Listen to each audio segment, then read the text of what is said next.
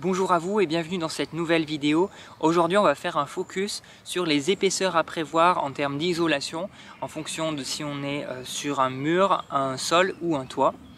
Et donc j'en parlais dans la vidéo précédente, je vous disais que suivant si on est sur un mur, un sol ou un toit, on va pas mettre les mêmes épaisseurs, tout simplement parce que c'est un principe physique. Il y a plus de déperdition par le toit au même titre que le corps humain a beaucoup de déperdition par la tête. Et un autre aspect qu'il faut voir aussi, c'est que par le sol, on a moins de déperdition aussi du fait que la terre en profondeur, elle est toujours à une température stable, elle est aux alentours de 13-14 degrés. Donc c'est ce qui fait que finalement au sol, on va être isolé par rapport à une température qui a peu d'écart par rapport à la température qu'on veut à l'intérieur de la maison. Entre nos 19 degrés à l'intérieur et nos 13 degrés du sol, on a peu d'écart. Par contre, on a un écart grand sur le reste de l'enveloppe, les murs et le toit. Été comme hiver, hein. L'hiver il peut y avoir moins 10, l'été il peut y avoir 35, donc on va isoler par rapport à des extrêmes de température qui sont importants. D'où l'idée de mieux isoler ces parties-là. Donc maintenant, je vais vous donner des ordres de grandeur, des fourchettes d'épaisseur à prévoir sur une maison. Donc c'est vraiment à titre indicatif, hein. Moi c'est un peu ce sur quoi je me base quand je fais un projet, c'est un peu ce que j'ai en tête, et donc je vais généralement proposer des isolants dans ces fourchettes là, en sachant que sur la fourchette haute on est sur des maisons passives, donc ça vaut pas forcément le coup d'aller au-delà de ça, parce que après chaque kilowattheure gagné va coûter beaucoup d'efforts en fait d'isolation. C'est vrai que l'isolation, les premiers centimètres sont vraiment les plus pertinents, et puis après plus on va en rajouter, plus on va peiner pour avoir réellement un résultat. Donc aller au-delà du passif, c'est pas forcément judicieux. Et donc dans mes fourchettes, j'ai un minimum en dessous duquel j'estime que c'est un peu dommage de rester. Voilà, on est en 2021, on ne peut plus faire des constructions avec 10 cm d'isolant de partout, c'est pas suffisant, il faut faire mieux que ça.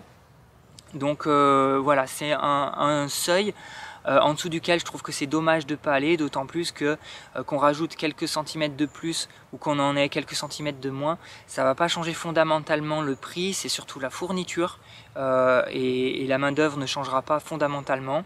Après c'est vrai que sur des épaisseurs vraiment importantes, on aura peut-être besoin d'une double ossature, et quoi qu'il en soit, si on veut faire une bonne mise en œuvre, il y a de grandes chances qu'on ait une double ossature.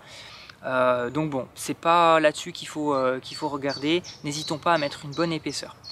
Donc sur les murs, je mets en général entre 15 et 30 cm d'épaisseur, donc effectivement 30 on est sur du passif, à quelques centimètres près, hein.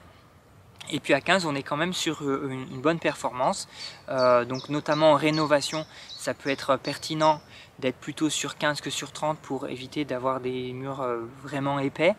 Et puis c'est vrai qu'en rénovation on fait aussi comme on peut, peut-être qu'on mettra moins, voilà, mais dans ce cas là si on met moins, c'est important de respecter les 4 autres critères dont je parlais dans la vidéo précédente, je vous mets le lien ici. Les 4 autres critères qui feront que ce sera quand même une bonne isolation. C'est vrai que si on met un peu moins d'épaisseur mais qu'on veille à avoir une bonne mise en œuvre, une étanchéité à l'air, des matériaux qui durent bien dans le temps, etc., ça permettra d'avoir quand même au global une bonne performance. Sur les toitures, on va mettre entre 30 et 50 cm. Alors 30, c'est vrai que c'est beaucoup, mais je trouve qu'aujourd'hui moi c'est le minimum que je préconise dans les projets. Et puis 50 c'est beaucoup, je l'ai fait dans le cadre d'un projet de rénovation, parce qu'aussi on avait mis peu d'isolant sur le sol, on était un peu contraint par les hauteurs, mais voilà, ça vous donne un peu une fourchette, au moins 30 cm. Et puis au sol, je dirais entre 10 et 20 cm, donc là c'est la zone la moins déperditive. Donc après, j'évoque des épaisseurs, on n'a pas parlé de résistance thermique ni de déphasage, donc c'est vrai que tous les isolants ne se valent pas. En termes de résistance thermique, on n'est jamais bien loin, mais pour vous donner un ordre de grandeur, là où on a 10 cm de laine de verre, il faut 12 cm de laine de bois pour avoir un R égal. Donc ça veut dire que Si quand je dis 15 cm minimum, peut-être j'aurai 15 cm de laine de verre, ou alors si je suis en laine de bois, je mettrai peut-être 18. Voilà. Et puis je parle pas du déphasage aussi, ça j'en parlerai dans une autre vidéo parce que c'est vraiment un paramètre à prendre en compte. Et là les isolants ne se valent pas du tout, c'est à dire qu'à déphasage égal sur certains matériaux je serais peut-être sur 40 ou 50 cm, là où sur d'autres je suis à 12, 14, 15.